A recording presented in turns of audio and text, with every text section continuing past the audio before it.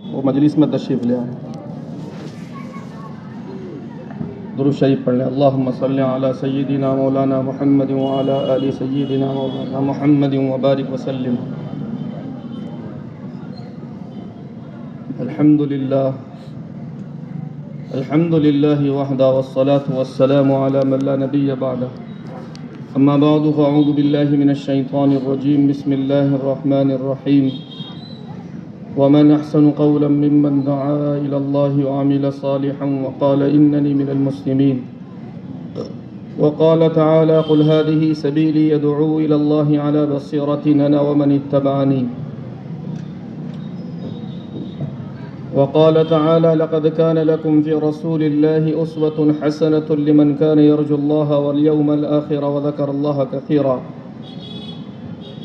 صدق اللہ العظیم. قال النبی صلی اللہ علیہ وسلم غدوة فی سبیل اللہ اور روحة خیر من الدنیا وما فیہا او کما قال علیہ الصلاة والسلام.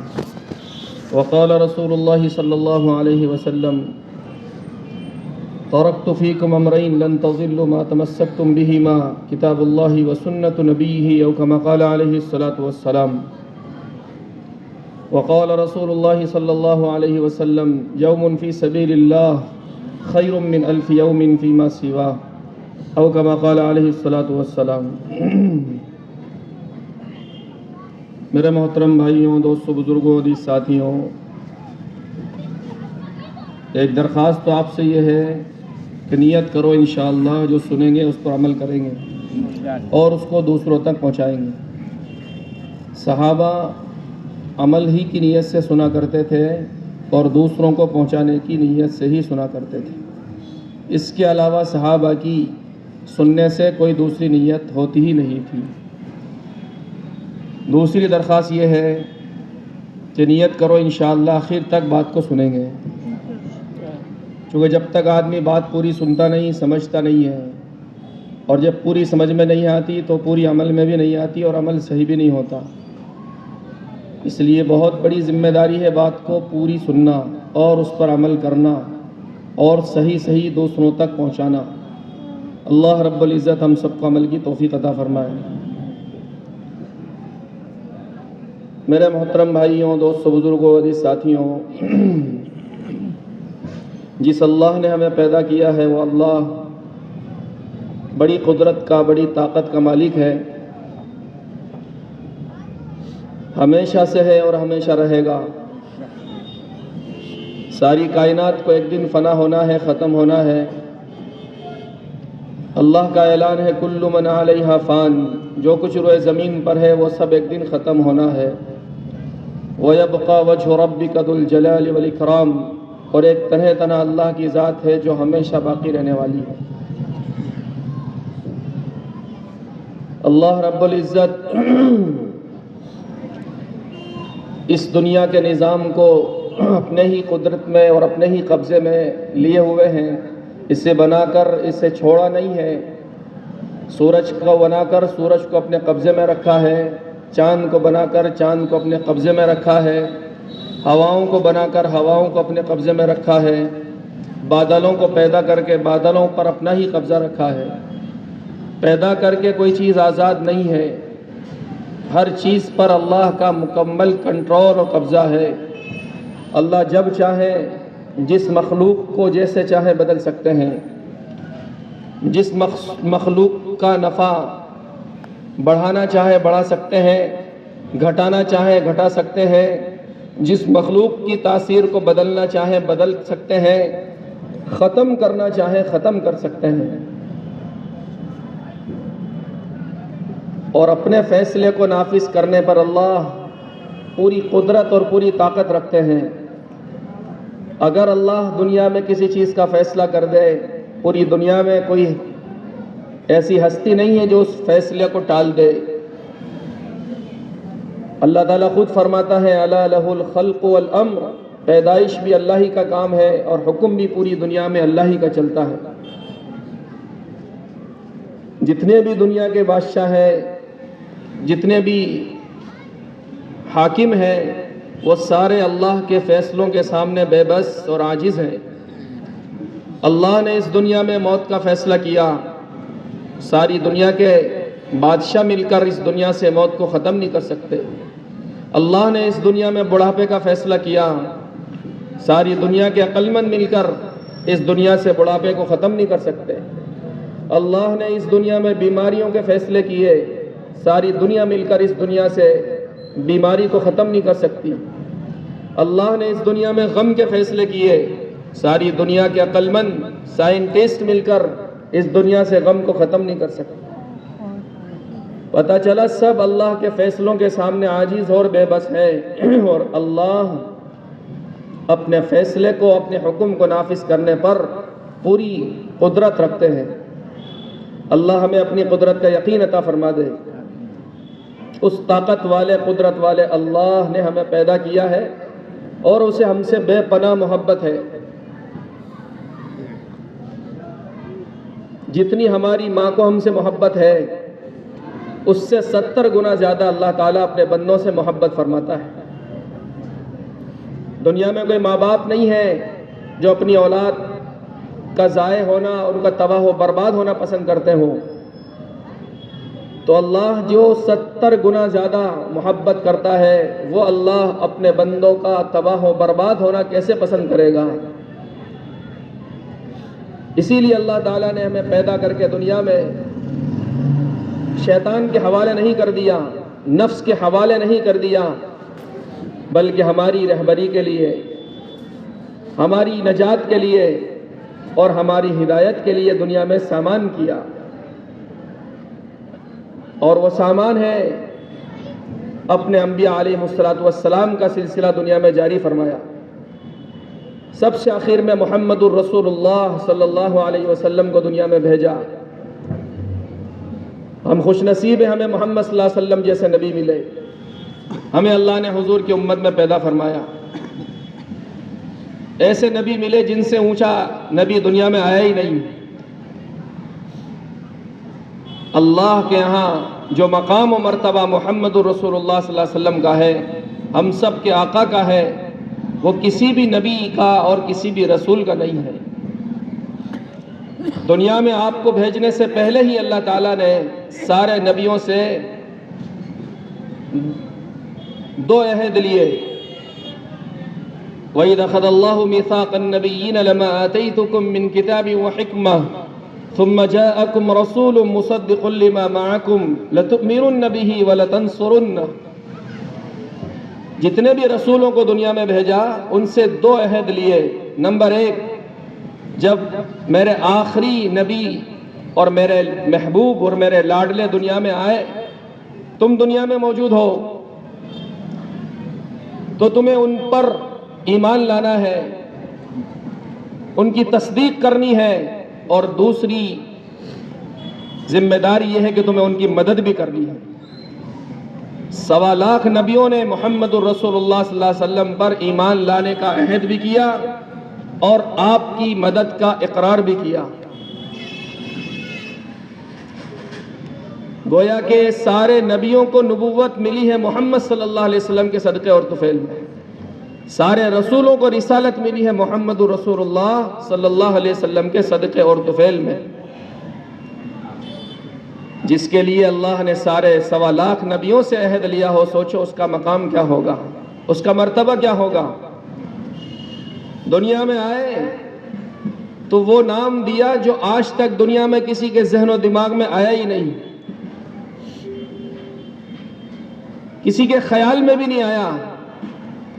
محمد احمد، محمد احمد، محمد جس کی دنیا میں سب سے زیادہ تعریف کی جائے، چنانچہ جتنی تعریف محمد صلی اللہ علیہ وسلم کی دنیا میں کی گئی آج تک کسی کی ہی نہیں گئی۔ کتابیں لکھنے والوں نے کتابیں لکھی، نعت پڑھنے والوں نے نعت پڑھی آپ کی شان میں، لیکن آج تک کوئی مصنف، کوئی سیرت نگار اس بات کا دعویٰ نہیں کر سکا کہ یہ میری سیرت پر آخری کتاب ہے، اب دنیا میں سیرت پر کوئی کتاب نہیں آئے گی۔ نعت پڑھنے والا آج تک دنیا میں اس بات کا دعویٰ نہیں کر سکا کہ یہ نبی کی شان میں آخری نعت ہے، اب اس کے بعد کوئی نبی کی شان میں دوسری نعت کی گنجائش نہیں ہے۔ کوئی دعویٰ نہیں کر سکا، کوئی حق ادا کر ہی نہیں سکتا۔ محمد اسے کہتے ہیں جس کی دنیا میں سب سے زیادہ تعریف کی جائے۔ حیرت ہوگی آپ حضرات کو، ایک عالم نے محمد صلی اللہ علیہ وسلم کی سیرت پر جو کتابیں لکھی گئیں ان کتابوں کی فہرست تیار کی اور ان کا مختصر تعارف بھی اس کتاب میں کرایا۔ تو جو آخری نمبر ہے اس کتاب میں سیرت کی کتابوں کا وہ 29,774واں نمبر ہے۔ 29,774 کتابیں تو ان عالم کے مطابق دنیا میں محمد صلی اللہ علیہ وسلم کی تعریف میں آپ کی سیرت پر لکھی جا چکی، اور اس کے علاوہ سینکڑوں کتابیں ہیں جو ان تک نہیں پہنچی، جو ان کے علم میں نہیں ہے۔ تو محمد اسے کہتے ہیں جس کی سب سے زیادہ تعریف کی جائے، احمد اسے کہتے ہیں جو اللہ کی سب سے زیادہ تعریف کرے۔ چنانچہ آج تک دنیا میں اللہ تعالیٰ کی اتنی تعریف کسی نے نہیں کی جتنی محمد رسول اللہ صلی اللہ علیہ وسلم نے کی، اور کل میدان حشر میں بھی آپ اللہ کی وہ تعریف فرمائیں گے جس کا دنیا میں کسی کے ذہن و دماغ میں گزر بھی نہیں ہو سکتا۔ تو اللہ نے نام وہ دیا جو دنیا میں کسی کے ذہن و دماغ میں نہیں آیا۔ اس سے بڑھ کر یہ کہ اپنے ناموں میں سے اللہ تعالیٰ نے اپنے حبیب محمد صلی اللہ علیہ وسلم کو نام دیا۔ اللہ تعالیٰ بھی رؤوف ہے، اللہ تعالیٰ بھی رؤوف الرحیم ہے۔ اپنے نبی کے بارے میں بھی فرمایا حریص علیکم بالمؤمنین رؤوف الرحیم، ایمان والوں کے سلسلے میں بہت زیادہ رحیم ہے اور مہربانی کرنے والے ہیں۔ جس کو اللہ اپنے ناموں میں سے نام دے اس کی کیا شان ہوگی۔ پیدا فرمانے کے بعد 1 سال تک پوری دنیا میں جتنی ماؤں کے بچے پیدا ہوئے ان تمام ماؤں کو اللہ نے لڑکے دیے۔ پورے 1 سال 12 مہینے پوری دنیا میں اللہ کے نبی کے صدقے اور طفیل میں ہر ماں کو اللہ نے لڑکا دیا۔ محمد صلی اللہ علیہ وسلم کا اعزاز، محمد صلی اللہ علیہ وسلم کا مقام و مرتبہ، پیدا فرمانے کے بعد جتنا نبیوں کو علم دیا گیا وہ سارا محمد صلی اللہ علیہ وسلم کو دیا گیا، اور اس کے علاوہ قیامت تک جتنے فتنے آئیں گے ان تمام کا علم محمد صلی اللہ علیہ وسلم کو اللہ تعالیٰ نے عطا فرمایا۔ اس لیے آپ فرماتے تھے اوتیت علم الاولین والآخرین، مجھے اگلوں کا بھی علم دیا گیا، مجھے پچھلوں کا بھی علم دیا گیا۔ جتنے معجزے اللہ نے پیچھے 1.25 لاکھ نبیوں کو دیے وہ سارے کے سارے معجزے محمد صلی اللہ علیہ وسلم کو عطا فرمائے، اور اس کے علاوہ ہزاروں معجزے اللہ تعالیٰ نے محمد الرسول اللہ صلی اللہ علیہ وسلم کو عطا فرمائے۔ لکھنے والوں نے محمد صلی اللہ علیہ وسلم کے معجزات پر کتابیں لکھ ڈالی۔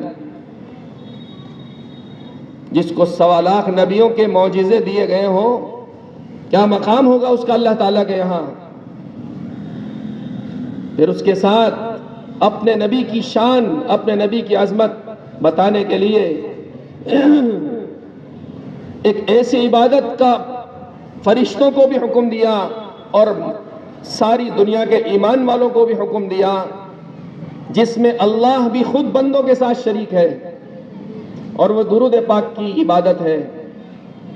سارے ایمان والوں کو حکم دیا ان اللہ و ملائکتہ یصلون علی النبی یا ایہا الذین آمنوا صلوا علیہ وسلموا تسلیما، اے ایمان والو تم سارے کے سارے محمد صلی اللہ علیہ وسلم پر درود بھیجو۔ اللہ رب العزت اور اس کے فرشتے بھی محمد صلی اللہ علیہ وسلم پر رحمت نازل فرماتے ہیں۔ یہ صرف محمد صلی اللہ علیہ وسلم کے امتیازات ہیں اور آپ کی خصوصیتیں ہیں۔ اور ایسی عبادت بنایا درود پاک کو، قیامت تک آپ کا کوئی امتی آپ سے قریب ہونا چاہتا ہے اور آپ سے مسلسل اپنے تعلق اور ربط کو باقی رکھنا چاہتا ہے تو اس کے لیے اللہ تعالیٰ نے دنیا میں فرشتوں کی ایک جماعت مقرر کر دی ہے اور اس کی ڈیوٹی لگا دی ہے، وہ دنیا میں چلتی رہے پھرتی رہے، جہاں کہیں آپ کا کوئی امتی، کوئی عورت، کوئی مرد، کوئی بچہ، جوان، بوڑھا درود پاک پڑھے اسے لے کر حضور صلی اللہ علیہ وسلم کی خدمت عالی میں پیش کر دے۔ یہ راستہ ہے نبی کا امتی سے جڑے رہنے کا اور امتی کے نبی سے جڑے رہنے کا۔ اور اتنی مقبول اور اہم ترین عبادت بنایا درود پاک کو. دنیا میں اگر کوئی بندہ اپنے کسی بھی مسئلے کے حل کے لیے، اپنی کسی بھی پریشانی کے حل کے لیے یقین کے ساتھ، محبت کے ساتھ، عشق کے ساتھ درود پاک پڑھے، اللہ درود پاک کی برکت سے اس کی اس پریشانی سے اسے نجات عطا فرما دے. اس لیے علماء کہتے ہیں ہر مسئلے کا حل ہے صلی علی، ہر مسئلے کا حل ہے صلی علی. ایک آدمی ہے وہ یہ چاہتا ہے کہ نفاق سے بری ہو جاؤں، جہنم سے بری ہو جاؤں.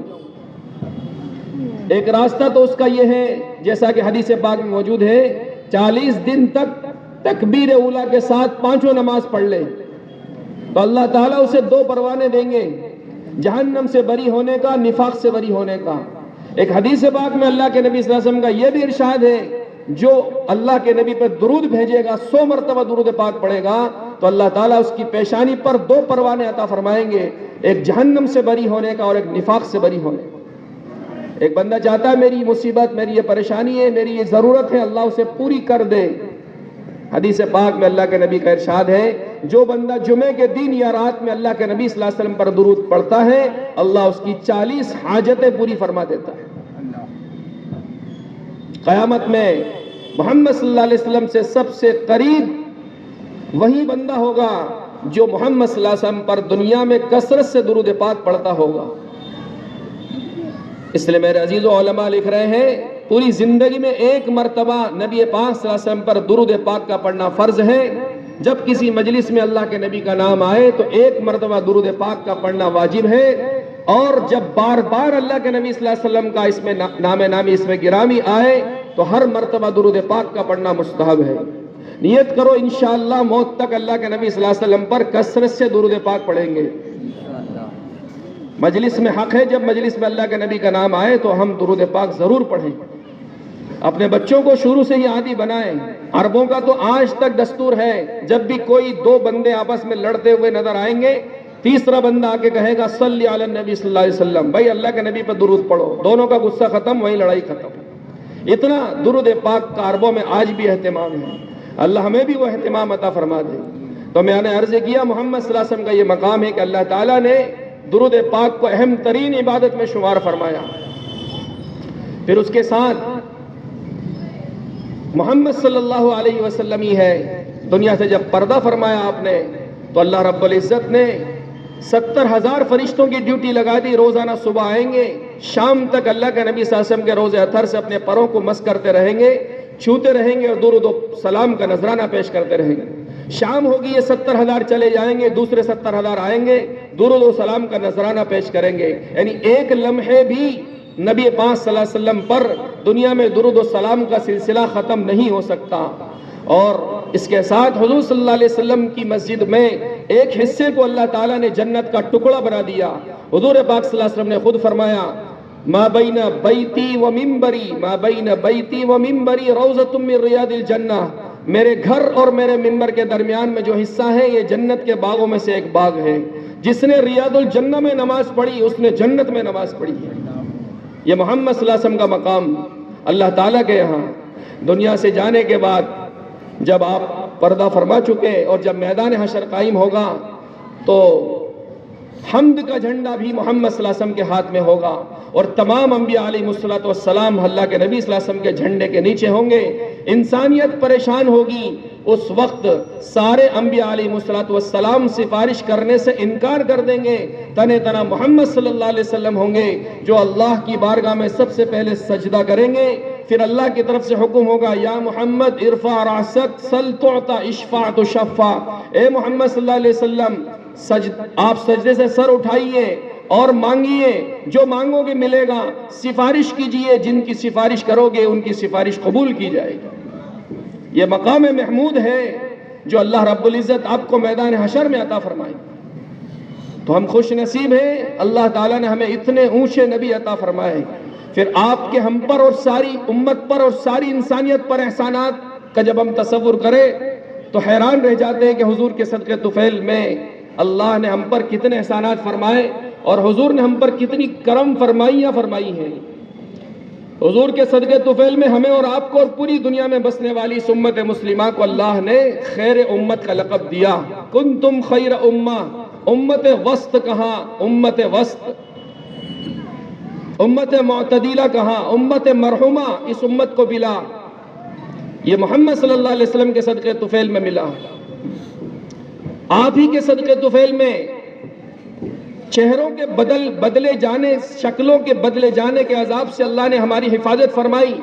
پچھلی قومیں جب نافرمانی کیا کرتی تھی تو اللہ تعالیٰ اپنا عذاب نازل کرتے تھے اور لوگوں کی صورتوں کو بعض مرتبہ خنزیر میں بدل دیتے تھے، بعض مرتبہ بندروں کی شکلوں میں بدل دیا کرتے تھے، لیکن محمد صلی اللہ علیہ وسلم کے صدقے اور طفیل میں اللہ نے اس امت کو اس عذاب سے محفوظ فرما دیا، چونکہ آپ نے دعا فرمائی تھی، اے اللہ میری امت پر ایسا عذاب نازل نہ فرما جس سے ساری امت تباہ و برباد ہو جائے۔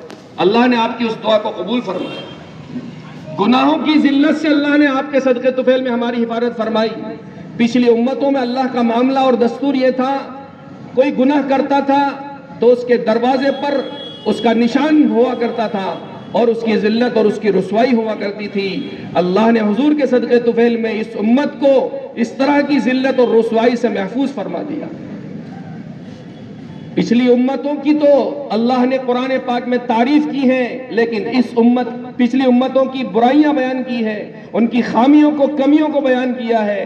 قربان جائیے حضور کے احسانات پر، آپ کے صدقے طفیل میں اللہ نے اس امت کی تعریف کی ہے۔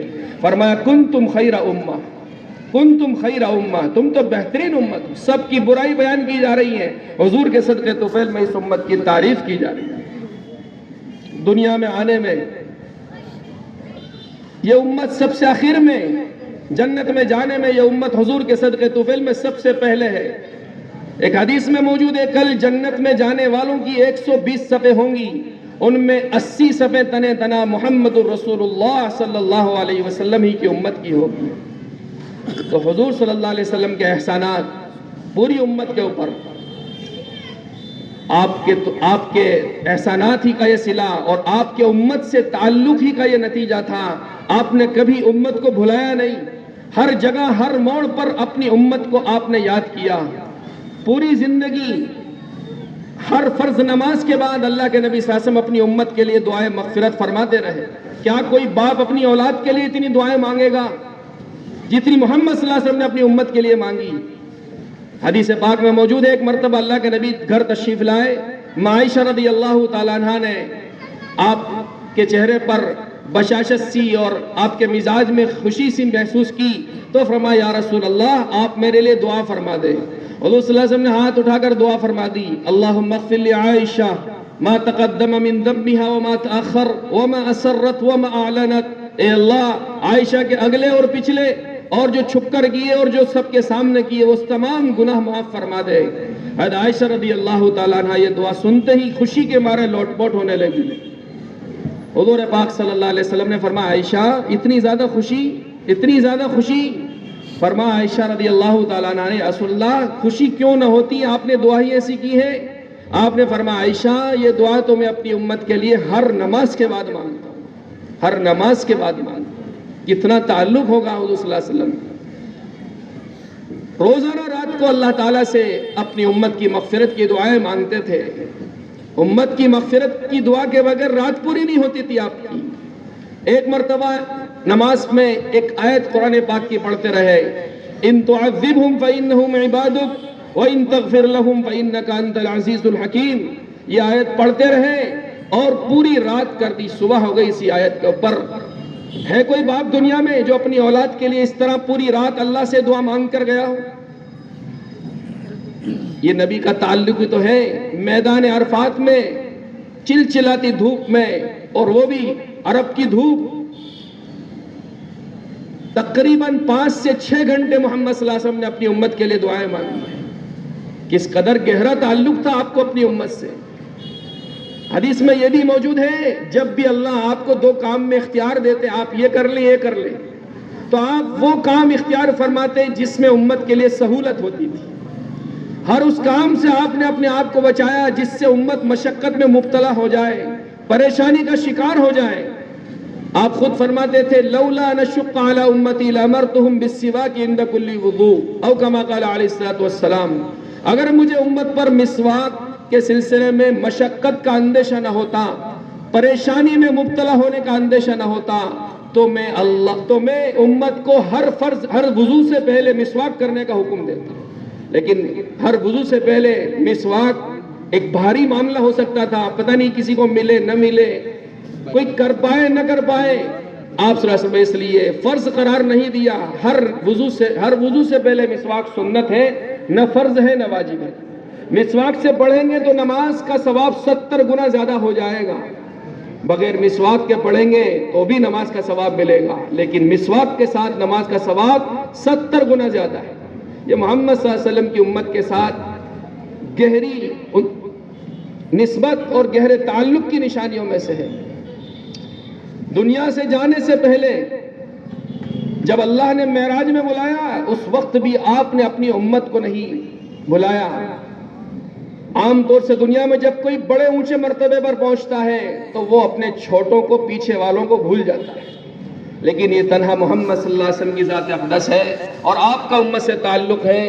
آپ نے معراج میں بھی اپنی امت کو نہیں بلایا، بلکہ اللہ سے 5 نمازوں کا تحفہ لے کر آئے. اللہ نے 50 نمازیں دی تھی.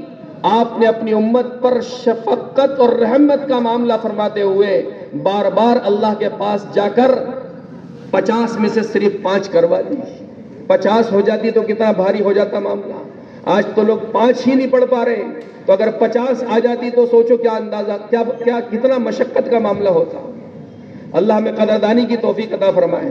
دنیا سے جانے کا وقت آیا، اسرائیل علیہ السلام تشریف لائے. فرمایا آج تک دنیا میں نے کسی کی اجازت نہیں لی ہے، صرف آپ ہیں، حکم دیا گیا ہے جا کر میرے حبیب سے پوچھ لو، اگر آنا چاہے تو آ جائے اور رہنا چاہے تو ابھی آپ کو اختیار ہے. یہ محمد صلی اللہ علیہ وسلم کا مقام ہے. لیکن اپنی امت کے ساتھ گہرا تعلق کے اثر تھا کہ اللہ سے پہلے وعدہ لیا کہ میرے دنیا سے پردہ فرمانے کے بعد میری امت کی حفاظت کی جائے گی اور میری امت کو چھوڑا نہیں جائے گا. اللہ نے وعدہ کیا، اس کے بعد آپ دنیا سے تشریف لے گئے. پھر جب امت میدان حشر میں اللہ کی بارگاہ میں کھڑی ہوگی اور پل صراط پر سے گزرنے کا نمبر ہوگا، تب ہر ایک کو اپنی اپنی پڑی ہوگی، ہر ایک نفسی میں مبتلا ہوگا. قرآن اس میدان کی منظر کشی کر رہا ہے، اس حالات کو بیان کر رہا ہے. یوم یفر المرء من اخیہ وامہ وابیہ وصاحبتہ وبنیہ لکل امرئ منہم یومئذ شأن یغنیہ. اس دن ہر ایک دوسرے سے بھاگے گا، ہر ایک اپنے میں کھویا ہوا ہوگا. باپ اپنے بیٹے سے بھاگے گا، بیٹا اپنے باپ سے بھاگے گا، آدمی اپنی بیوی سے بھاگے گا، اپنی اولاد سے بھاگے گا. کوئی کسی کو ایک نیکی دینے کے لیے تیار نہیں ہوگا. بھیانک دن ہوگا. اس سخت پریشانی کے دن میں بھی جو دوسروں کے لیے رو رہا ہوگا، دوسروں کے لیے تڑپ رہا ہوگا، دوسروں کی نجات کی اللہ سے دعائیں مانگ رہا ہوگا، وہ ایک ہی ہستی ہے جن کا نام اس میں گرامی محمد الرسول اللہ صلی اللہ علیہ وسلم. آپ جب امت پل صراط پر سے گزر رہی ہوگی، آپ اللہ کی بارگاہ میں عرض کر رہے ہوں گے یا رب سلم یا رب سلم یا رب سلم. اے اللہ میری امت کو سلامتی سے پار کر دے، اے اللہ میری امت کو سلامتی سے پار کر دے، اے اللہ میری امت کو سلامتی سے پار کر دے. یہ محمد صلی اللہ علیہ وسلم کے ہم پر اور آپ پر اور ساری انسانیت پر احسانات ہے. اللہ ہمیں قدردانی کی توفیق عطا فرمائے. میرے عزیزوں، آپ نے دنیا سے جانے سے پہلے ہمیں اور آپ کو ایک محنت دی ہے. 2 چیزیں دی ہیں دنیا سے جانے سے پہلے. ایک تو دین دیا ہے، وہ دین جو اللہ نے آپ تک جبرائیل علیہ السلام کے ذریعے سے پہنچایا، اور دوسرا اس دین کو پوری دنیا میں زندہ کرنے کی محنت بھی اللہ نے آپ کے ذریعے سے ہمیں عطا فرمائی. پچھلی امتوں کو تو صرف دین دیا جاتا تھا، لیکن چونکہ آپ صرف نبی نہیں ہیں بلکہ آخری نبی ہیں، آپ پر 2 نسبتوں سے ایمان لانا ہر مسلمان پر، ہر شخص پر فرض ہے. آپ کو نبی ماننا بھی فرض ہے اور آپ کو آخری نبی ماننا بھی فرض ہے. جو آپ کو نبی نہ مانے وہ بھی جہنم کے راستے پر ہے، اور جو آپ کو نبی تو مانتا ہے لیکن آخری نبی نہیں مانتا وہ بھی جہنم کے راستے پر ہے. آپ کو نبی ماننا بھی فرض ہے، آپ کو آخری نبی ماننا بھی فرض ہے. تو دنیا سے جانے سے پہلے 2 چیزیں دے کر گئے. ایسے نبی ہمیں کوئی چیز دے، ایسے مشفق، ایسے مہربان اگر ہمیں کوئی چیز دے پھر ہم اس کی قدر نہ کریں تو ہم سے بڑا ناشکرا اور ہم سے بڑا ناقدرہ کون ہو سکتا؟ آج باپ کے احسانات ہوتے ہیں اپنی اولاد پر. باپ اپنی جانے سے پہلے بیٹوں کو کچھ نصیحتیں کچھ ہدایت کر کے جاتا ہے. بیٹے اپنے باپ کی اس نصیحت کو گوش دل سے سنتے ہیں, پوری زندگی اس کا خیال رکھتے ہیں. دکان سے متعلق ہدایات دے یا اپنی بہنوں سے متعلق کچھ ہدایات دے, رشتہ داروں سے متعلق کچھ ہدایات دے, بیٹے پوری زندگی ان باتوں کا دھیان رکھتے ہیں کہ ہمارے ابا نے مرنے سے پہلے ہمیں یہ باتیں بہت اہتمام سے بلا کر فرمائی تھی, ہم اپنے والد کی ان باتوں کا ہمیشہ خیال رکھیں. آخر غور کریں, درود شریف پڑھیں.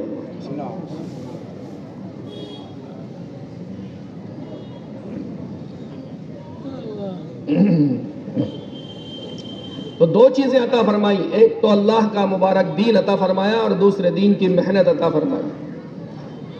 وہ محنت عطا فرمائی جس محنت کے ذریعے سے اس محنت کو کرنے والے دنیا میں ایسے پاکیزہ اور ایسے اونچے ہوئے کہ آج حیرت کے علاوہ انسان کے پاس کچھ نہیں ہے. حضور صلی اللہ علیہ وسلم کی محنت نے انسانوں کو کہاں پہنچایا, انسانوں میں کیسی انسانیت پیدا فرما دی حضور صلی اللہ علیہ وسلم کی محنت نے. ایسا انقلاب پیدا کیا دنیا میں, آج تک کوئی ایسا انقلاب انسانوں میں پیدا کر ہی نہیں سکا. اگر جذبات اور خیالات کو دیکھا جائے تو یہ انقلاب پیدا ہوا جذبات اور خیالات میں. حضرت سعد بن عمیر رضی اللہ تعالیٰ عنہ کا جب انتقال ہوا, عمر فاروق رضی اللہ تعالیٰ عنہ ان کے جنازے میں پیدل جنت البقیع تشریف لے گئے اور وہاں جا کر آپ نے صحابہ سے پوچھا اپنی اپنی تمنائیں ظاہر کرو, اپنی اپنی آرزویں ظاہر کرو. ایک صحابی کہنے لگے امیر المومنین میری تمنا تو یہ ہے اللہ رب العزت مجھے خوب مال دے تاکہ میں غلاموں کو خرید کر اللہ کے لیے آزاد کروں. دوسرے نے کہا امیر المومنین میری تمنا یہ ہے اللہ رب العزت مجھے خوب مال عطا فرمائے تاکہ میں اللہ کے راستے میں خرچ کروں. تیسرے نے فرمایا امیر المومنین میری تمنا یہ ہے اللہ مجھے اتنی قوت اور طاقت عطا فرمائے کہ میں اپنے ان ہاتھوں سے زمزم کے ڈول زمزم کے کنویں سے نکال کر بیت اللہ پر آنے والے حاجیوں کو بھر کے پلاؤں, انہیں سیراب کروں. یہ تمنائیں ظاہر کی. اندازہ لگا لیں اس سے مال کے سلسلے میں کیا جذبات تھے ان کے. انسان کو تھوڑا بہت مال ملتا ہے تو وہ زمین پر نہیں رہتا, آسمان پہ چلا جاتا ہے. جذبات صرف یہ ہوتے ہیں کہ میرا مکان عالیشان ہو جائے, میری کوٹھی عالیشان ہو جائے, میری عالیشان گاڑی ہو جائے, میرا عالیشان فارم ہاؤس ہو جائے, مجھے مال مل جائے تو میں 2-4 شو روم اور بڑھا لوں. قربان جائیے حضور کی محنت کے اثرات پر ایسے اثرات پیدا فرمائے حضور کی محنت نے صحابہ میں. ایک کا بھی دنیا کو بنانے اور چمکانے کا ارادہ اور تمنا نہیں ہے, بلکہ تینوں نے اپنے جذبات اور تمنا کا اظہار کیا تو وہ کیا جس سے اللہ کے بندوں کو فائدہ پہنچے, جس سے انسانیت کو فائدہ پہنچے.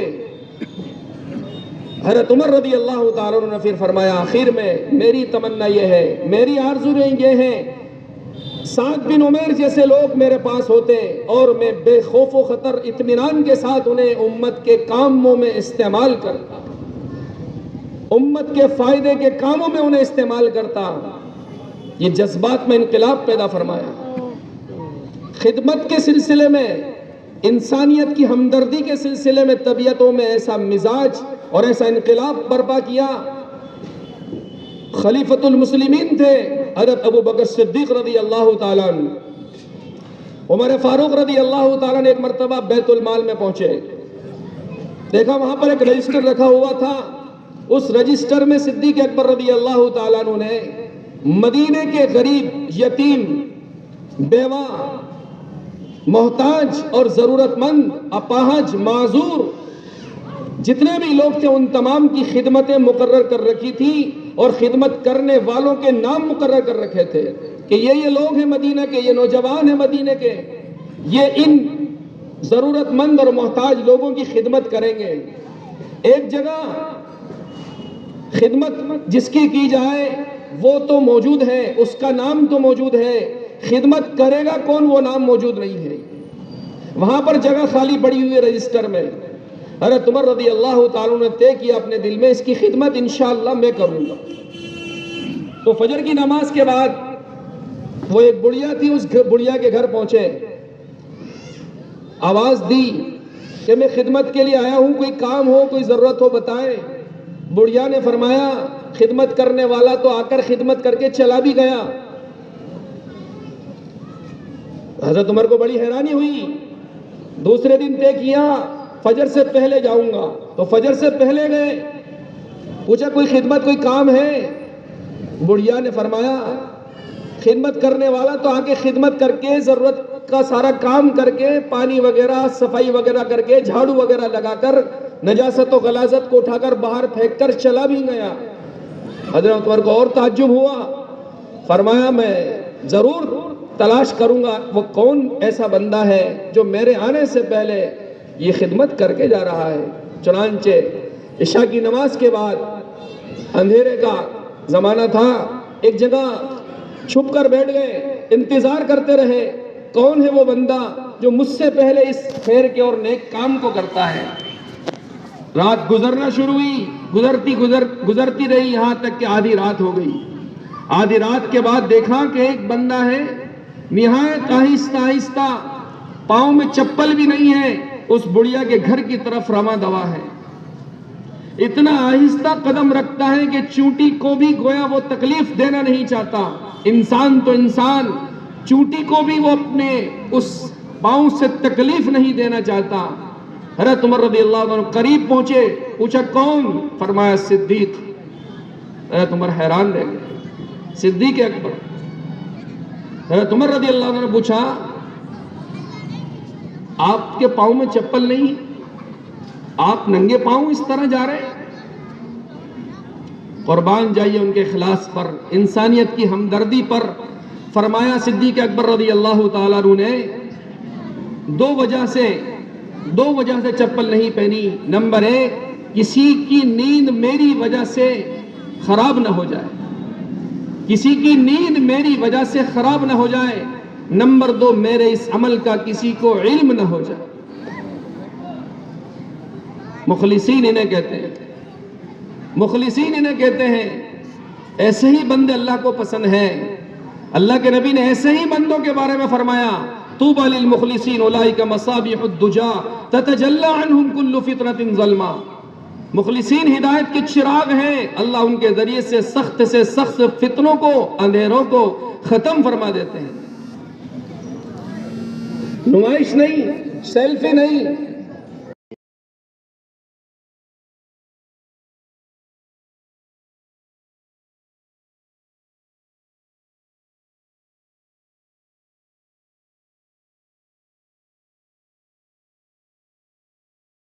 چھوٹا بنایا ہے، کتنا چھوٹا بنایا ہے.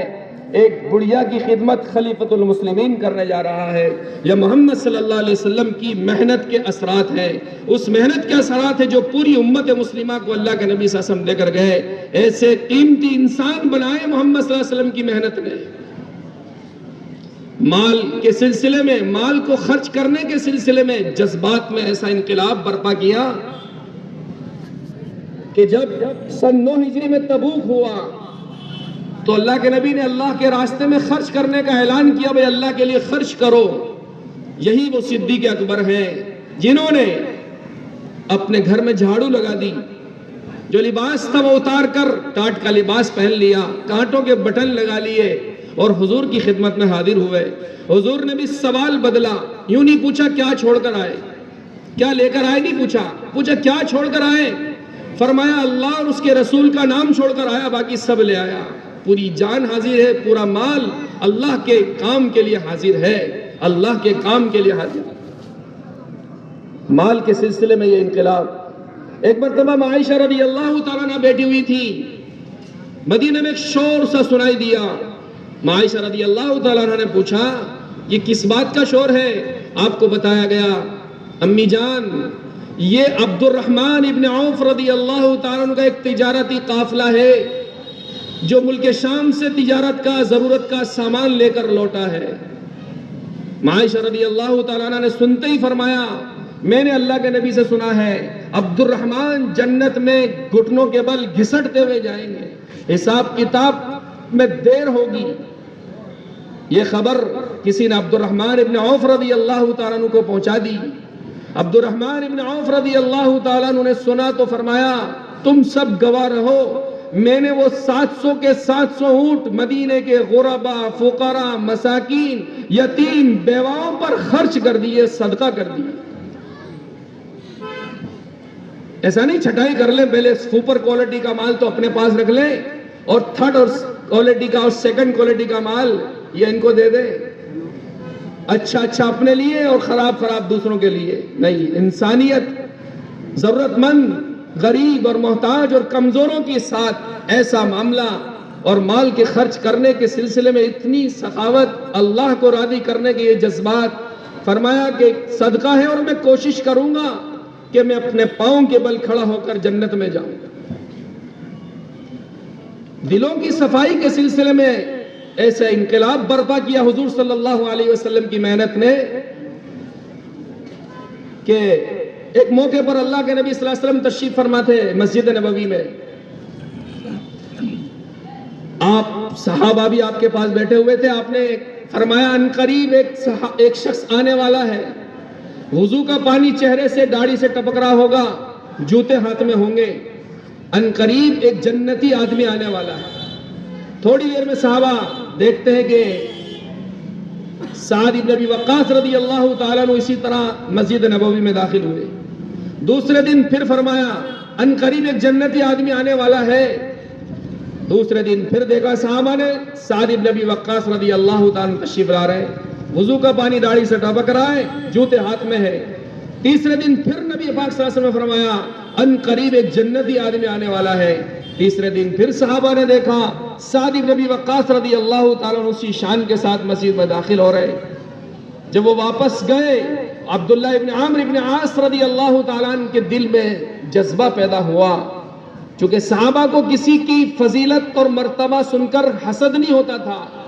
صحابہ حسد سے پاک تھے, جلن نہیں ہوتی تھی انہیں, حسد نہیں ہوتا تھا انہیں. وہ یہ نہیں چاہتے تھے کہ ان سے یہ نعمت چھن جائے اور ہمیں مل جائے.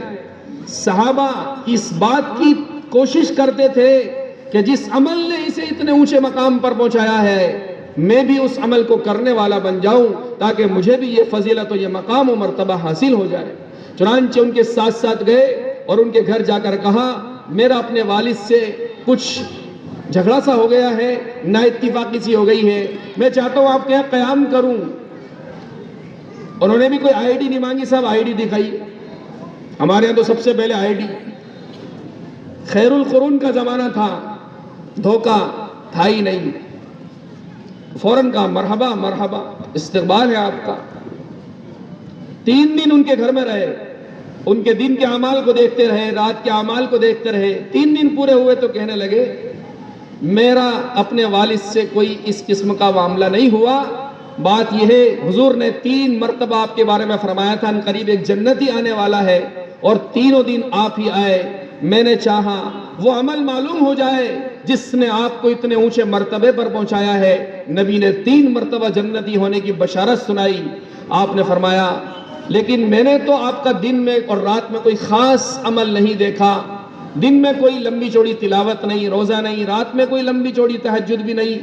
اتنی سی بات ضرور دیکھی, کروٹ بدلتے تھے تو تھوڑا بہت ذکر کر لیا کرتے تھے, اس لیے میں رخصت چاہتا ہوں. تو فرمایا کہ ہاں بات تو وہی, اعمال تو وہی جو آپ نے دیکھے. اتنے میں وہ مڑے واپس ہونے کے لیے تو فرمایا ٹھہرو ٹھہرو, ایک عمل میرے پاس ضرور ہے. فرمایا وہ کیا ہے؟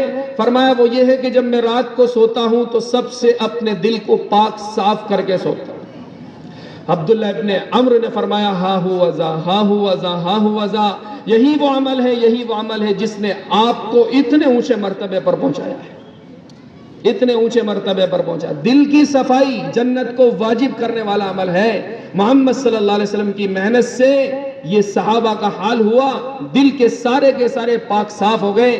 عبداللہ ابن مسعود رضی اللہ تعالیٰ عنہ صحابہ کی صفت بیان کرتے ہوئے فرماتے تھے ابرہا قلوبا اعمقہا علما اقلہا تکلفا، دلوں کے سب سے زیادہ نیک اور پاک صاف تھے، علم کے گہرے سمندر تھے، اور زندگیاں نہایت سادہ گزارنے والے لوگ تھے، کوئی زیب و زینت نہیں، کوئی ٹیپ ٹاپ نہیں، کوئی تکلفات نہیں، نہایت سادہ زندگیاں تھیں۔ تو ایسا انقلاب دلوں کے سلسلے میں پیدا کیا اللہ کے نبی صلی اللہ علیہ وسلم نے، دل پاک صاف، کینہ کپٹ حسد جلن جانتے ہی نہیں تھے، آپس میں ایک دوسرے کے نہایت ہمدرد، ایک دوسرے کی خیرخواہی کرنے والے۔ اپنے عمل کو آج لوگ کام کرتے نہیں، بہت سے کرتے ہیں تو سب سے پہلے شو بازی، سب سے پہلے ویڈیو گرافی، فوٹو گرافی، سب سے پہلے سوشل میڈیا پر پبلسٹی پر، دکھاوا نہیں تو عمل ہی نہیں، دکھاوا نہیں تو عمل وصول ہی نہیں ہوا۔ 1 روپیہ دیتا ہے تو اس کو بھی دکھا کے دیتا ہے، اس کو ایک کمبل دیتا ہے سردی میں، اس کی بھی اخبار میں خبریں اڑاتا ہے۔ قربان جائیے صحابہ کے اللہ کی رضا کے لیے کرنے کے جذبات پر، کس قدر اپنے عمل کو اللہ کے لیے کرنے والے لوگ بنے۔ حضور صلی اللہ علیہ وسلم کی محنت سے کیا انقلاب ہوا ان کی زندگیوں کے اندر۔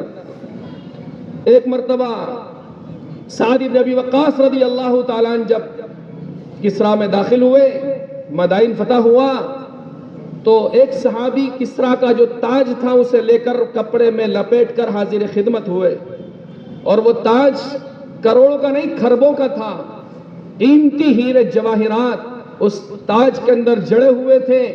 جیسے کپڑا ہٹایا آنکھیں خیرہ ہو گئی، نگاہیں چکا چوندھ ہو گئی۔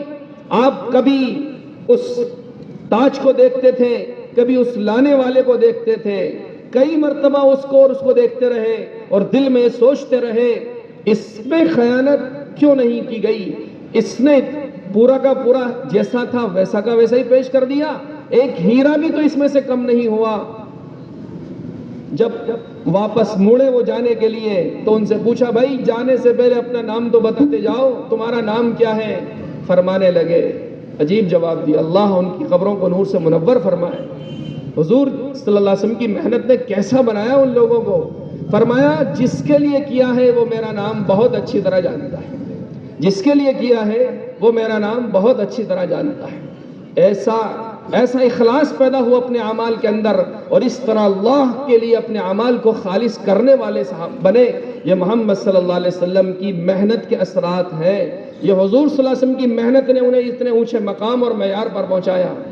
عام حالات میں اپنے آپ پر کنٹرول کرنا بہت آسان ہے، لیکن جب آدمی غصے میں ہو اس وقت آدمی اپنے اوپر کنٹرول کرے، اصل مجاہد اور اصل بہادر وہی ہوا کرتا ہے۔ اسی لیے حضور پاک صلی اللہ علیہ وسلم نے ارشاد فرمایا لیس الشدید بالسرعہ انما الشدید الذی یملک نفسہ عند الغضب۔ پہلوان وہ نہیں ہے جو مقابل کو پچھاڑ دے، پہلوان وہ نہیں ہے جو مد مقابل کو پچھاڑ دے، پہلوان وہ ہے جو غصے کے وقت اپنے نفس پر کنٹرول کر۔ حضرت علی رضی اللہ تعالیٰ ایک مخالف سے مقابلہ کر رہے ہیں، مقابلہ کرتے کرتے اس کے سینے پر چڑھ گئے، جیسے سینے پر بیٹھے اس نے آپ کے چہرے پر تھوک دیا، آپ نے فوراً اسے چھوڑ دیا، فوراً چھوڑ دیا۔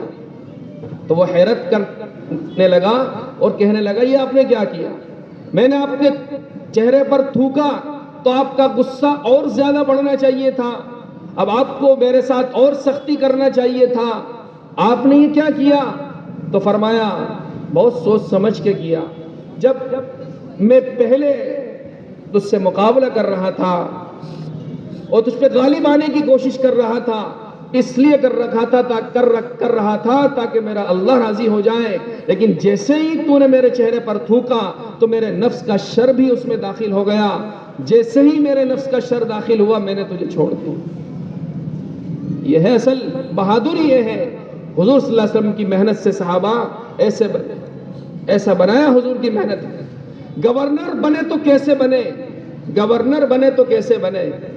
حضرت سعید ابن عامر رضی اللہ تعالیٰ عنہ کو حضرت عمر رضی اللہ تعالیٰ عنہ نے حمص کا گورنر بنایا، پھر خط لکھ کر انہیں بلایا۔ جب وہاں پہنچے، حمص پہنچے امیر المومنین، تو حمص والوں سے پوچھا تمہارے گورنر کے کیا حالات ہیں؟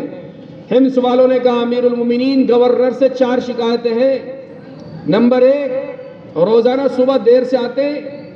نمبر 2 رات کو کسی کی بات سنتے نہیں ہیں. نمبر 3 مہینے میں 1 دن چھٹی کرتے ہیں. اور نمبر 4 کبھی کبھی ایسا دورہ پڑتا ہے کہ موت کے قریب ہو جاتے ہیں. 4 شکایتیں ہیں. حضرت عمر رضی اللہ تعالیٰ عنہ نے اللہ کی بارگاہ میں دعا کی, اللہ میری فراست کو غلط ہونے سے بچا لے, میرے گمان کو سعید بن عامر کے بارے میں غلط ہونے سے بچا لے. پھر سعید بن عامر کو بلایا اور حمص والوں کو بلایا, دونوں طرف کی سننی ہے, اور پوچھا بتاؤ تمہاری پہلی شکایت کیا ہے. فرمایا حضرت حمص والوں نے روزانہ صبح دیر سے آتے. حضرت عمر نے پوچھا سعید کیا جواب ہے. فرمایا امیر المومنین بتانا نہیں چاہتا تھا لیکن اب مجبوراً بتانا پڑ رہا ہے. بات یہ ہے میرے پاس کوئی نوکر نہیں ہے, میرے گھر میں کوئی خادم نہیں ہے, روزانہ میں ہی آٹا گوندتا ہوں, خمیر بننے کا انتظار کرتا ہوں, پھر روٹیاں بناتا ہوں, وضو کرتا ہوں اور اس کے بعد باہر آتا ہوں, اس لیے دیر ہو جاتی ہے. گورنر ہے. دوسرا سوال, دوسری شکایت, رات کو بات نہیں سنتے. فرمایا امیر المومنین بتانا نہیں چاہتا تھا لیکن مجبوراً بتانا پڑ رہا ہے.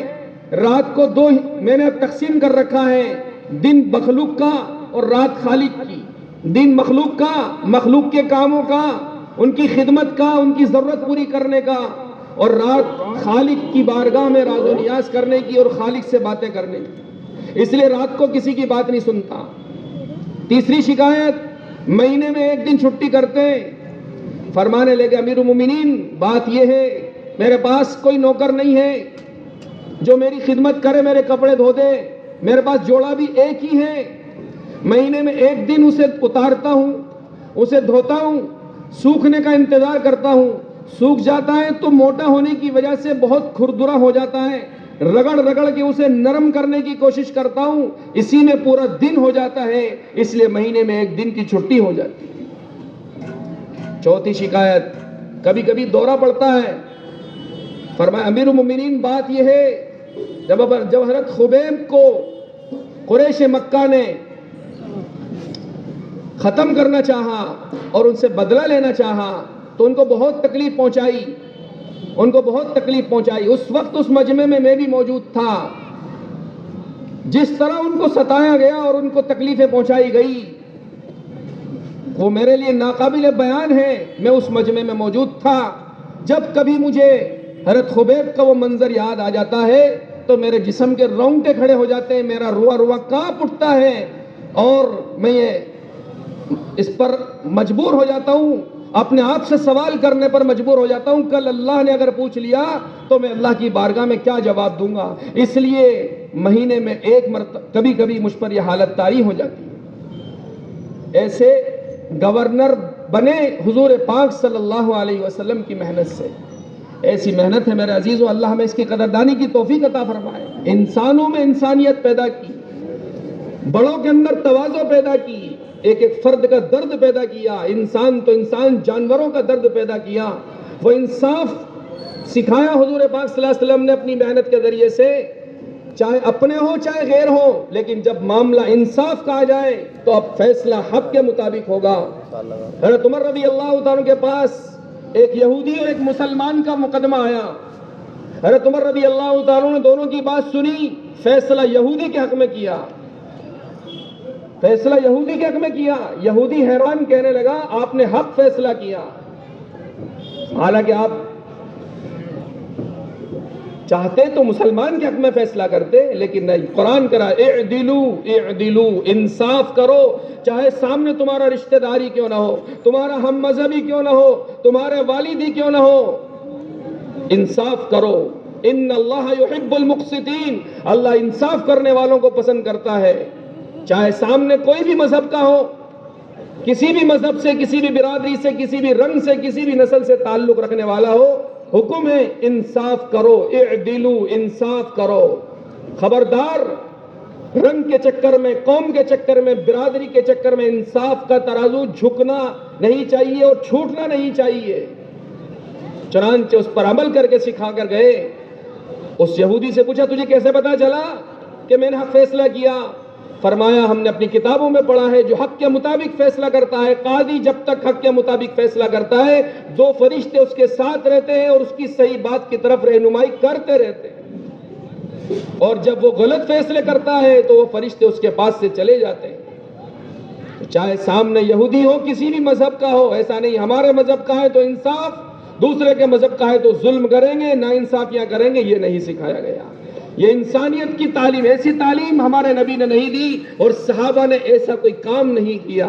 خود حضور پاک صلی اللہ علیہ وسلم نے اپنے عمل سے سکھایا انصاف کیا ہوتا ہے۔ فتح مکہ کے موقع پر ایک قبیلہ بنو مخزوم کی عورت نے چوری کی، اس کو گرفتار کر کے اس کی سزا سے اس کے گھر والے، خاندان والے، قبیلے والے ڈرے تو اسامہ بن زید رضی اللہ تعالیٰ عنہ سے حضور کی بارگاہ میں سفارش کروائی تاکہ اس کے ہاتھ کٹنے سے بچا لیا جائے۔ جیسے ہی حضرت اسامہ بن زید نے سفارش لگائی، حضور کا چہرہ سرخ ہو گیا، آپ بیٹھ گئے، منبر پر تشریف فرما ہوئے، فرمایا تم سے پہلے لوگ اسی وجہ سے ہلاک ہوئے، ان کا کوئی غریب اگر کوئی جرم کرتا تو اس پر حد جاری کر دیا کرتے تھے، ان کا کوئی امیر اور ان کا کوئی بڑا اگر کوئی جرم کرتا تو اس کو چھوڑ دیا کرتے تھے۔ فرمایا آگے اگر فاطمہ بنت محمد میری بیٹی فاطمہ بھی چوری کرے گی تو میں اس کے بھی ہاتھ کاٹ دوں۔ یہ ہے محمد صلی اللہ علیہ وسلم کی تعلیم۔ جہاں رہیں انصاف کے ساتھ، جن کے ساتھ بھی معاملہ ہو انصاف کے ساتھ معاملہ ہونا چاہیے، چاہے کوئی بھی ہو۔ تو یہ محمد صلی اللہ علیہ وسلم ایک محنت دے کر گئے، اس محنت نے صحابہ میں یہ سارا انقلاب پیدا کیا۔ اللہ ہمیں اس محنت کی قدردانی کی توفیق عطا فرمائے۔ وہ محنت میرے عزیزو دعوت کی عالی مبارک محنت ہے۔ جب تک یہ دعوت کی مبارک محنت ہوتی رہی، دنیا میں ایسے چرواہے پیدا ہوتے رہے جو جنگلوں میں بکریاں چراتے تھے، کوئی کیمرہ نہیں ہوتا تھا، کوئی حفاظت کرنے والا، نگرانی کرنے والا گارڈ نہیں ہوتا تھا، لیکن جنگل میں بکریاں چرانے والا چرواہا اللہ کے خوف سے ڈر کر بکریوں میں خیانت کرنے سے اپنے آپ کو بچاتا تھا۔ ایسی مائیں پیدا ہوتی تھی اس محنت کے نتیجے میں کہ ماں اپنی بچی سے پوچھ رہی ہے، بیٹی دودھ میں، اپنی بیٹی سے کہہ رہی ہے بیٹی دودھ میں پانی ملا دو، آج دودھ کم ہے۔ بیٹی کہہ رہی اماں جان امیر المومنین کا آرڈر نہیں ہے۔ ماں بھی ماں تھی، اپنی بیٹی کی تربیت کرنے والی تھی۔ ماں اپنی بیٹی سے کہتی ہے بیٹی امیر المومنین یہاں کہاں ہے؟ بیٹی جواب دیتی ہے امی جان بے شک امیر المومنین تو نہیں ہے، لیکن امیر المومنین کا خدا تو موجود ہے، خدا تو موجود ہے۔ ایسی مائیں اور ایسی بیٹیاں وجود میں آتی تھی جب محمد صلی اللہ علیہ وسلم کی دعوت کی عظیم الشان و مبارک محنت دنیا میں ہوتی تھی۔ ایسے خلیفہ دنیا میں پیدا ہوتے تھے، ایسے حاکم دنیا میں اللہ کی طرف سے بنائے جاتے تھے دنیا میں کہ عمر ابن عبدالعزیز رحمۃ اللہ علیہ خلیفہ بنے تو ایک ایسا انصاف قائم کیا، اس انصاف کے اثرات انسانوں سے گزر کر جانوروں تک پہنچے، اور ایک ہی گھاٹ پر بھیڑیا اور بکری دونوں پانی پیتے تھے، نہ بھیڑیا بکری پر حملہ کر رہا ہے، نہ بکری بھیڑیے سے ڈر کر بھاگ رہی ہے۔ یہ محمد صلی اللہ علیہ وسلم کی محنت کے اثرات تھے۔ جب محنت ہوتی ہے دعوت کی تو ایسے بہترین خلیفہ، انصاف کرنے والے خلیفہ دنیا کے اندر پیدا ہوتے ہیں۔ اس لیے میرے عزیزو حضور دنیا سے جانے سے پہلے پوری امت کو ایک کام دے کر گئے ہیں۔ اللہ ہمیں اس کام کی قدردانی کی توفیق دے دے۔ صحابہ کو ڈائریکٹ وہ کام دیا ہے اور صحابہ کے واسطے سے پوری قیامت تک آنے والی امت مسلمہ کو کام دیا ہے۔ میدان عرفات میں فرمایا الا فلیبلغ الشاہد الغائب، غور سے سنو جو دین میں نے تم تک پہنچایا ہے یہ دین صرف تمہارے لیے نہیں ہے، یہ صرف تمہاری امانت نہیں ہے، یہ پوری دنیا میں بسنے والی انسانیت کی امانت ہے، قیامت تک آنے والی پوری انسانیت کی امانت ہے، کیونکہ اس امانت کے راستے سے ہی انسانیت دنیا میں اللہ کی پکڑ سے، اللہ کے عذاب سے بچ سکتی ہے اور دنیا سے جانے کے بعد جہنم سے بچ سکتی ہے۔ اس لیے جو دین میں نے تم تک پہنچایا ہے اس دین کو تمہیں ان لوگوں تک ہر حال میں پہنچانا ہے جو یہاں پر موجود نہیں ہے۔ خود اللہ قرآن میں کہہ رہا ہے ہم نے تمہیں اس لیے خیر امت بنایا ہے، یہ لقب اس لیے دیا ہے تأمرون بالمعروف وتنہون عن المنکر، تم اچھے کاموں کا حکم کرتے ہو، برے کاموں سے روکتے ہو، تمہارا مشن، تمہارا مقصد زندگی صرف روٹی کپڑا مکان شادی اور سواری نہیں ہے، اپنی گاڑیاں اور اپنے بنگلے اور اپنی کوٹھیاں بنانا نہیں ہے، مہنگی مہنگی شادیاں کرنا نہیں ہے، برائیوں کو پھیلانا نہیں ہے. تمہارا دنیا میں بھیجے جانے کا مقصد صرف یہ ہے پوری دنیا سے برائی کو ختم کرو، پوری دنیا میں اچھائیوں کو پیدا کرو. مہا برائی دنیا میں شرک ہے، اس سے دنیا کو پاک کرو. مہا بھلائی اور سب سے اونچی بھلائی ایمان ہے، پوری دنیا کو ایمان کی روشنی سے منور کرو. اس کے لیے ہم نے تمہیں پیدا کیا ہے. خود محمد صلی اللہ علیہ وسلم سے اللہ کہلوا رہے ہیں قل هذه سبیلی ادعو الی اللہ علی بصیرۃ انا ومن اتبعنی. نبی جی آپ فرما دیجیے یہ میرا راستہ ہے، میں اللہ کے پوری دنیا میں بسنے والے بندوں کو اللہ کی طرف بلاتا ہوں، میں اس بلانے میں پوری بصیرت پر ہوں. ومن اتبعنی، اور قیامت تک جتنے بھی لوگ میری امت میں پیدا ہوں گے ان سب کے ذمے بھی یہی کام ہے، ان کی بھی یہی ذمہ داری ہے کہ وہ ساری دنیا میں چلے اور پھرے، اللہ کے بھولے ہوئے بھٹکے ہوئے بندوں کو اللہ سے ملائے. جو مسجدوں سے دور ہیں انہیں مسجدوں سے جوڑیں، جو اپنے خالق کو، مالک کو، پالنہار کو، پیدا کرنے والے کو نہیں جانتے ان کو بتائیں کہ تمہارا خالق، تمہارا مالک کون ہے، اس کی رضا والے کام کیا ہے، اس کی ناراضگی والے کام کیا ہے، تمہارا نبی کون ہے، تمہارا رہبر کون ہے، انہیں تعارف کرائیں. یہ اس لیے یہ قیامت تک آنے والی پوری امت مسلمہ کی ذمہ داری ہے. ومن اتبعنی میں صرف غریب نہیں ہے. اب تو لوگ سمجھتے ہیں یہ غریبوں کا کام ہے، یہ فالتو لوگوں کا کام ہے، یہ فرصت والوں کا کام ہے. ہم تو بزی لوگ ہیں، تو سوچیں حضور سے زیادہ بزی کون ہوگا دنیا میں. 11 بیویوں کے ساتھ حضور صلی اللہ علیہ وسلم اس کام کو کر کے جا رہے ہیں. صحابہ 4 بیویوں کے ساتھ 16 بچوں کے ساتھ اس کام کو دنیا سے کر کے جا رہے ہیں. ہم کہہ رہے ہیں ایک بیوی کے ساتھ ٹائم نہیں ہے صاحب. ایک چھوٹا سا مکان ہے 50 گز کا، اس پہ 2 کھن کی بلڈنگ ہے، اسی میں کہہ رہے ہیں صاحب ہمارے پاس ٹائم نہیں ہے. وہاں عمرو بن عاص، حضرت عبد الرحمن ابن عوف کے پاس اتنا مال تھا، حضرت عمر رضی اللہ تعالیٰ کو خط لکھا حضرت عمرو بن عاص نے، امیر المومنین گھبرائیے مت، ان قریب مدینے کے محتاج ضرورت مند لوگوں کی مدد کے لیے غلے سے بھرا ہوا اونٹوں کا اتنا لمبا اتنا بڑا قافلہ روانہ کرنے والا ہوں، جس کا پہلا اونٹ مدینے میں ہوگا، اس کا آخری اونٹ مصر افریقہ میں ہو. ایسے مال کے ساتھ اور اتنے مال کے ساتھ مجال ہے کہ مشن سے تو ہٹ جائے، مقصد زندگی سے تو ہٹ جائے، حضور کی ذمہ داری میں کوئی کوتاہی تو ہو جائے. جس بات کا حضور سے عہد کیا ہے اس عہد کو 1 منٹ کے لیے بھول تو جائے.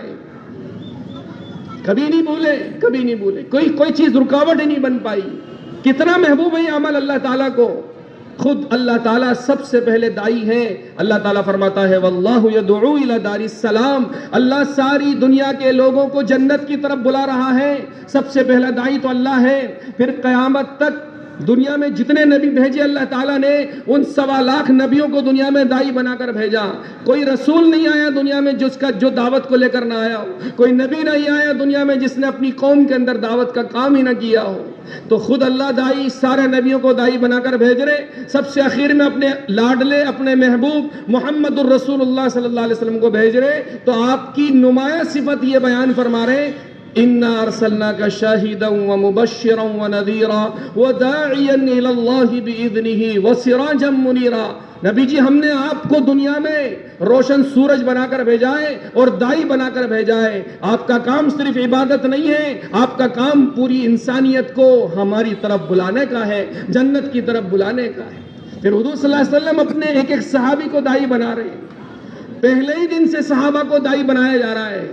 آج حضور صلی اللہ علیہ وسلم کے ہاتھ پر بیعت کی ہے، یہ حلقہ بغوش اسلام کے حلقے میں آئے ہیں اور پہلے ہی دن سے حضور پاک صلی اللہ علیہ وسلم انہیں دائی بنا رہے ہیں. صدیق اکبر پہلے دن ایمان لائے، پہلے دن گئے 4 کو لے کر آئے، دوسرے دن گئے 5 کو لے کر آئے، 2 دن میں 9 کی ہدایت کا ذریعہ بن گئے.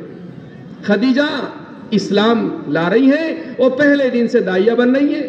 فاطمہ بنت خطاب حضرت عمر کی بہن ایمان کے حلقے میں آ رہی ہیں اور داعیہ بن کے کھڑی ہو رہی ہیں. صدیق اکبر ہو، عثمان غنی ہو، علی رضی اللہ تعالیٰ عنہ، جو ایمان لا رہا وہ کلمے کو لے کر بیٹھتا نہیں بلکہ پھرتا ہے، اس کی دعوت اور اس کی محنت میں لگتا ہے.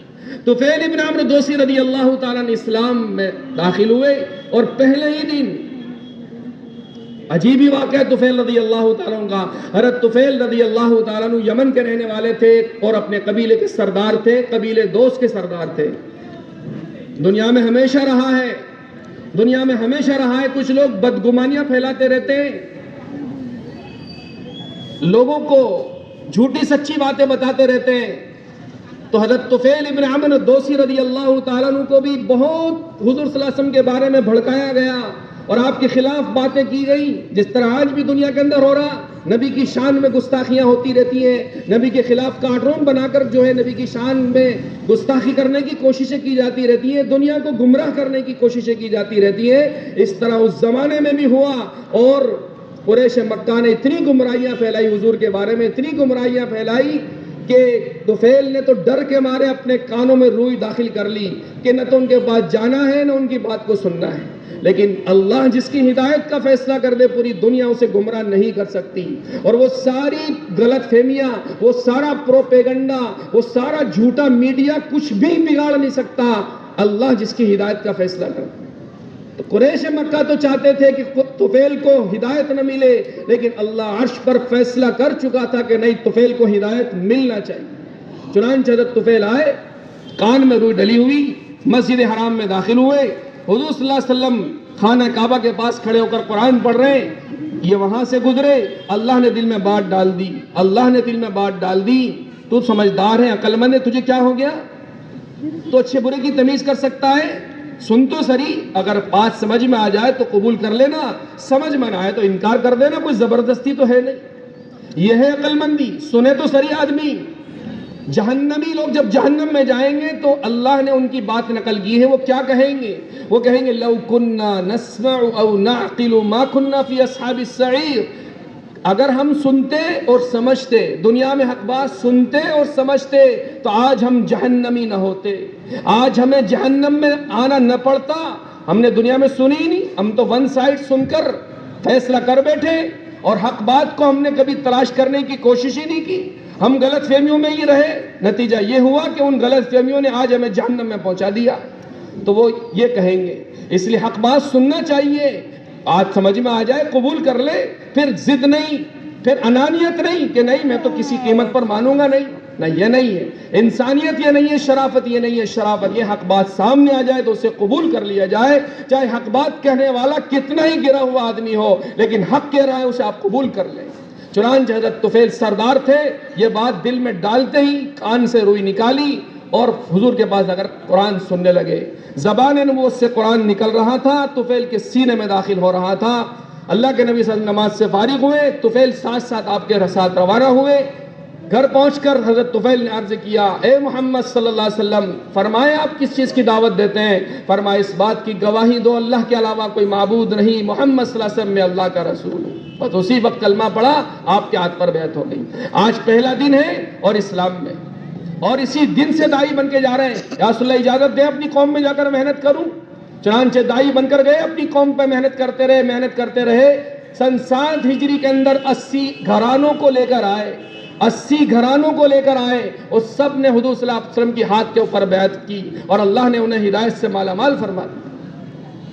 افسوس یہ ہے کہ آج جسے قرآن 1400 سال پہ رہا ہے کہ تم سب کا کام ہے, مسلمان کہتا ہے کہ ہمارا کام نہیں. نبی تو ہمارا ہے, نبی سے بھی پیار ہے, نبی کے قرآن سے بھی پیار ہے, لیکن نبی کا کام, اس کے لیے میرے پاس ٹائم نہیں ہے, تو میرے سے متعلق ہے ہی نہیں. ایسا عجیب حال ہو رہا ہے. حالانکہ حضور کے زمانے میں دین کی محنت نہیں کریں گے کون کہتا تھا؟ یہ بات وہ کہتے تھے جو ابھی اسلام میں داخل نہیں ہوئے تھے, اور وہ اسلام میں داخل ہونے کے لیے آئے, وہ شرط لگاتے تھے. قبیلہ ثقیف آیا مدینہ منورہ, تو انہوں نے 3 شرطیں لگائی, ہم 3 شرطوں کے ساتھ آپ کی بات کو مانیں گے اور آپ کے ہاتھ پر بیعت ہوں گے. نمبر 1, نماز نہیں پڑھیں گے. نمبر 2, زکوٰۃ نہیں دیں گے. نمبر 3, دین کی محنت بالکل نہیں کریں گے. حضور صلی اللہ علیہ وسلم نے فرمایا انہیں مسجد میں ٹھہرا دو. اب لوگ کہتے ہیں مسجد میں ٹھہرانا جائز نہیں ہے. حضور سے بڑا تو کوئی دنیا میں آج تک علم والا آیا نہیں. حضور صلی اللہ علیہ وسلم طائف والوں کو مسجد میں ٹھہرا رہے ہیں. عبداللہ بن عمر رضی اللہ تعالیٰ مسجد میں آرام فرماتے تھے. طائف والوں کو مسجد میں ٹھہرایا, کھلایا, پلایا, اور ان کو مسجد کے اعمال دکھائے, مسلمانوں کی معاشرت دکھائی, مسلمانوں کی عبادتیں دکھائی, ان کے اخلاق دکھائے, ان کے معاملات دکھائے. 3 دن کے بعد خود ہی کہنے لگے، بغیر تشکیل کے خود ہی کہنے لگے، جو پہلے شرط لگا رہے تھے 3 شرطیں، نماز نہیں پڑھیں گے، زکوٰۃ نہیں دیں گے، دین کی محنت بالکل نہیں کریں گے، وہ خود کہہ رہے 3 دن کے بعد، چونکہ مسجد کے اعمال میں اللہ نے تاثیر رکھی ہے، اس لیے ہمارے بڑے کہہ رہے ہیں مسجدوں کو آباد کرو۔ مسلمان بازاروں کو آباد کرنے کے لیے نہیں ہے، ہوٹلوں کو آباد کرنے کے لیے نہیں ہے، تراہوں چوراہوں کو آباد کرنے کے لیے نہیں ہے، اور یہ رکشا اور پیاجوں میں بیٹھ کر گپے مارنے کے لیے نہیں ہے۔ مسلمان کے حفاظت کے لیے 3 ہی ٹھکانے اللہ کے نبی صلی اللہ علیہ وسلم دے کر گئے، نمبر 1 گھر، نمبر 2 مسجد، نمبر 3 دکان۔ صحابہ 3 ہی جگہ ملتے تھے، یا تو گھر ملتے تھے، یا کاروبار میں ملتے تھے، یا مسجد میں ملتے تھے۔ بازار کو وقت نہیں دیتے تھے فالتو، مقصد کے لیے آتے تھے، ضرورت پوری کرتے، بازار سے گھر چلے جاتے تھے۔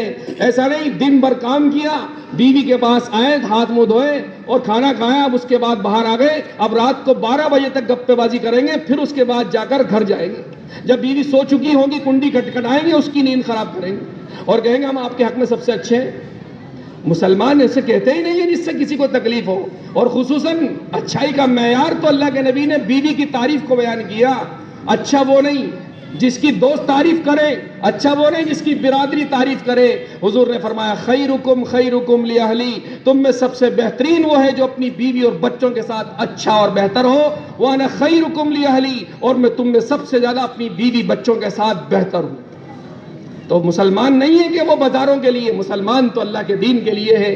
چنانچہ مسجد کے ماحول کو دیکھ کر، مسجد کے اعمال کو دیکھ کر اللہ رب العزت نے 3 دن میں ان کے دلوں کی دنیا بدل دی۔ کہنے لگے نماز بھی پڑھیں گے، زکوٰۃ بھی دیں گے، اور دین کی محنت بھی کریں گے۔ پہلے ہی دن سے سمجھ میں آ گیا ہم دین کی محنت بھی کریں گے، اقرار کر رہے دین کی محنت کریں گے۔ میرے عزیزو، دین کی محنت معمولی نہیں ہے، دعوت کی محنت۔ ہم سوچتے ملے گا کیا؟ اکثر تو شیطان نے دماغ میں ڈال رکھا ہے کہ دین کی محنت میں لگیں گے تو دنیا اجڑ جائے گی، دنیا چھوٹ جائے گی، دنیا میں پیچھے رہ جائیں گے۔ حالانکہ کتنی بڑی بدگمانی ہے اللہ کے ساتھ اور اس کے نبی کے ساتھ۔ نبی کے کام کو چھوڑیں، نبی کی نافرمانی کریں، اللہ کی نافرمانی کریں، اللہ ہمیں کھلاتا رہے، پلاتا رہے، چمکاتا رہے، اور جب ہم نبی کی اطاعت پر آئیں، اللہ کی فرمانبرداری پر آئیں، مقصد زندگی پر آئیں، تو اللہ ہمیں اجاڑ دے گا؟ کیسے ہو سکتا ہے یہ کیسے ہو سکتا ہے؟ کتنی بڑی بدگمانی شیطان نے دماغ میں ڈال دی۔ نبی تو آئے ہی دنیا میں آباد کرنے کے لیے، پوری دنیا کو چمکانے کے لیے، ذلت سے نکال کر عزت کی چوٹیوں پر پہنچانے کے لیے، غربت سے نکال کر مال کے نشوں میں پہنچانے کے لیے۔ محمد صلی اللہ علیہ وسلم تو اس کے لیے آئے۔ سارے صحابہ نے اپنے آپ کو دین کی محنت میں لگایا، اللہ نے انہیں ذلت سے نکال کر عزت کی چوٹیوں پر پہنچایا، غربت سے نکال کر غنا کے نشوں میں پہنچایا۔ اللہ رب العزت نے کسریٰ کے شہزادے اور شہزادیوں کو ان کا غلام اور ان کا باندی بنایا۔ مسلمان سمجھتا ہے کہ دین کی محنت کریں گے اجڑ جائیں گے، اجاڑ تو ہے ہی نہیں۔ اللہ کے نبی فرما کے گئے جو دنیا میں دین کی محنت کرے گا، اللہ دنیا میں 4 انعام دے گا، اور دنیا سے جانے کے بعد وہ جنت دے گا جس میں داخل ہونے کے بعد 4 اعلان کرے گا فرشتہ۔ دنیا میں 4 انعام کیا ہے؟ نمبر 1 المحبت فی قلوب البررہ، اللہ ساری دنیا کے نیک لوگوں کے دل میں اس کی محبت ڈال دے گا۔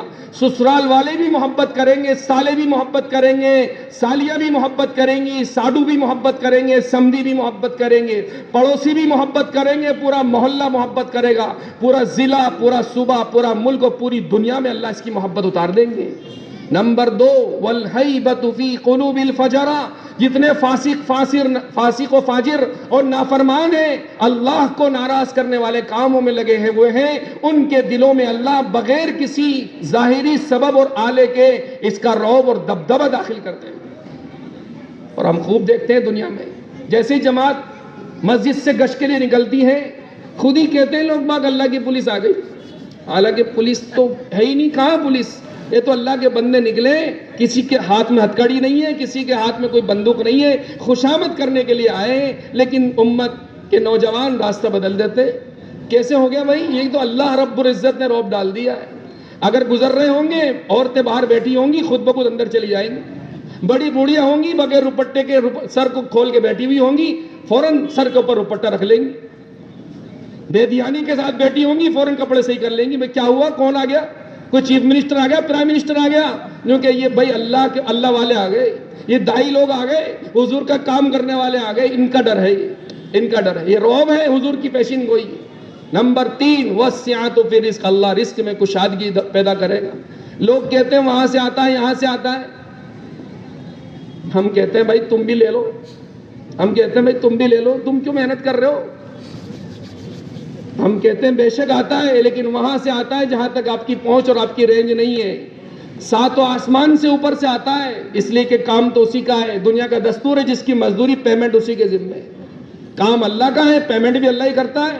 ایک ٹھیلا چلانے والا 5 مہینے بیرون لگا کے آتا ہے, کولی 5 مہینے بیرون لگا کر آتا ہے, رکشہ چلانے والا 5 مہینے بیرون لگا کر آتا ہے, اور کمی کوئی نہیں آتی. 5 بچوں کا باپ ہے, بیرون 5 مہینے لگا کے آ رہا ہے, کرتا کیا ہے؟ ٹھیلا چلاتا ہے. کہاں سے آتا ہے؟ بے اللہ دیتا ہے. بے کیسے چلے گئے؟ بے اللہ نے دے دیا اس لیے چلے گئے. اللہ ہی دیتا, نبی کی پیشین وہی اللہ دیتا ہے. اور چوتھا انعام یہ ہے کہ اللہ پاک اسے دین میں بھروسے مند اور معتمد بنا دیتا ہے. یہ دنیا میں 4 اور آخرت میں جنت. اس جنت میں داخل ہوتے ہی فرشتہ 4 اعلان کرے گا. نمبر 1, جنت میں اب ہمیشہ زندہ رہو گے, موت نہیں ہے. نمبر 2, جوان رہو گے, بڑھاپا نہیں ہے. نمبر 3, اب ہمیشہ خوش رہو گے, غم نہیں ہے. نمبر 4, ہمیشہ تندرست رہو گے, بیماری نہیں.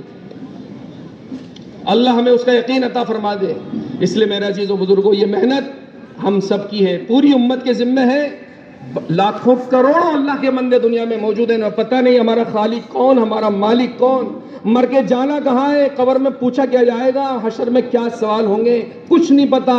بس 6 ہی چیزیں ان کی, 4 5 یا 6 چیزیں ان کا مقصد زندگی بنی ہوئی ہے. روٹی کپڑا مکان, شادی اور سواری. بیوی بچے دکان, روٹی کپڑا مکان, بیوی بچے دکان, روٹی کپڑا مکان. بھائی اسی میں زندگی کھپ رہی ہے. 60 70 سالہ زندگی, آگے پیچھے کچھ نہیں. مر کے خالی ہاتھ دنیا سے جا رہے ہیں. کون ذمہ دار؟ میں اور آپ ذمہ دار ہیں. حضور کا ایک امتی ذمہ دار ہے. ہم اپنی جان مال کو لے کر دنیا میں پھرے, حضور کے کلمے کو لے کر دنیا میں پھرے.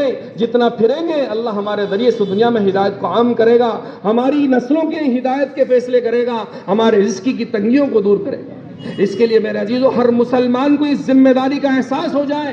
ہر مسلمان اپنی جان اور مال کو اس ذمہ داری پر لگانے والا بن جائے. اس کے لیے ہمارے بڑوں نے پورے صوبے راجستھان میں ضلع وائز اجتماعات کی ترتیب بنائی ہے. اس سال کا راجستھان جے پور ضلع کا اجتماع 2023 کا انشاءاللہ ثم انشاءاللہ 11 12 13 فروری کو کربلا میں ہو. آپ تمام حضرات سے ہماری پہلی درخواست یہ ہے, نیت کر لو انشاءاللہ پورے دن 3 دن اپنے آپ کو فارغ کر کے اسی ایمانی, نورانی اور روحانی ماحول میں رہیں گے انشاءاللہ. کون کون رہے گا بتاؤ ہاتھ اونچے کر کے. ماشاءاللہ, اللہ قبول فرمائے, آسان فرمائے. دوسری درخواست یہ ہے, دیکھو اجتماع سے نہ نوٹ مقصود ہے نہ ووٹ مقصود ہے. اجتماع سے حضور کا دین پوری دنیا میں زندہ کرنا مقصود ہے. اس کے لیے اجتماع سے 4 مہینے اور چلے کی جماعت انشاءاللہ ملک میں اور ملک سے باہر بھی اللہ پاک پہنچائے گا. اس کے لیے اللہ ہر ایک کو سال کے 12 مہینے دیتا ہے, بغیر فیس کے, بغیر ٹیکس کے. کوئی بلنگ نہیں ہے, کوئی ٹیکس نہیں ہے, کوئی فیس نہیں ہے. اس 12 مہینے میں سے ہمارے بڑے کہتے ہیں صرف 4 مہینے اللہ کو دے دو.